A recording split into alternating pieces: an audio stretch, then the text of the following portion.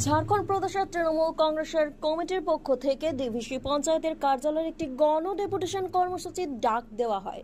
এক সভার মাধ্যমে এই কর্মসূচির সূচনা হয়। এই অনুষ্ঠানে উপস্থিত ছিলেন পশ্চিমবঙ্গ সরকারের শ্রম ও আইন দপ্তরের মন্ত্রী মলয় ঘটক, জামুরিয়ার বিধায়ক হরেরাম সিং, আসানসোল পৌর নিগমের ডেপুটি মেয়র ওয়াসিমুল হক সহ একাধিক তৃণমূল নেতৃত্ব ও কর্মীরা।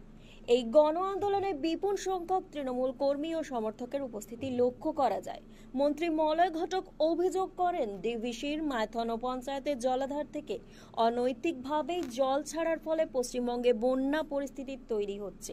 রাজ্য সরকারের সঙ্গে পরামর্শ না করেই ডিভিসি কর্তৃপক্ষ জল ছাড়ছে, যা সম্পূর্ণই নিয়ম বহির্ভূত।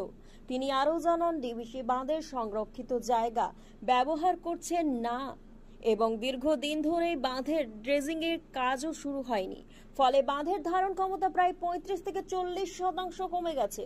মন্ত্রী আরও ক্ষোভ প্রকাশ করে বলেন, বছরে প্রায় 6 বার জল ছাড়া হয় রাজ্য সরকারকে না জানিয়ে।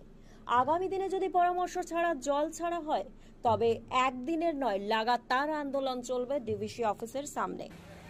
এমনকি গত 7 তারিখে আমরা যখন মাইথন ডিভিসির অফিসের সামনে ধর্ণা দিচ্ছিলাম, ঠিক সেই মুহূর্তে প্রায় 60,000 কিউসেক জল ডিভিসি ছেড়ে দিয়েছে। আমরা ডিভিসি কর্তৃপক্ষের সঙ্গে যখন কথা বলছিলাম, তারা বলছিলেন 27,000 কিউসেক পর্যন্ত কোনো পারমিশন লাগে না।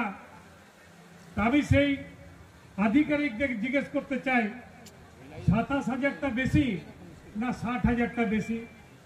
তাহলে 60,000 কিউসেক যখন জল ছাড়লেন, তখন কেন রাজ্য সরকারকে জানানো হলো না?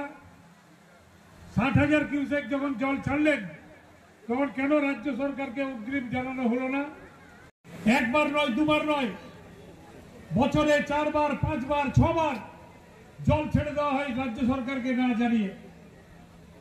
তাই আজকে আমরা যে ধর্ণা এখানে করছি, ডিভিসি কর্তৃপক্ষকে সতর্ক করতে এসেছি, যদি আপনারা রাজ্য সরকারের সাথে পরামর্শ করে জল না ছাড়েন, তাহলে কিন্তু আগামী দিনে এই একদিনের কর্মসূচি নয়, আমরা লাগাতার কর্মসূচি করে আপনাদের এই অফিসের সামনে বসে আমরা কিন্তু প্রতিবাদ সভা, যে আমাদের সেই প্রতিবাদ সভা চলবে।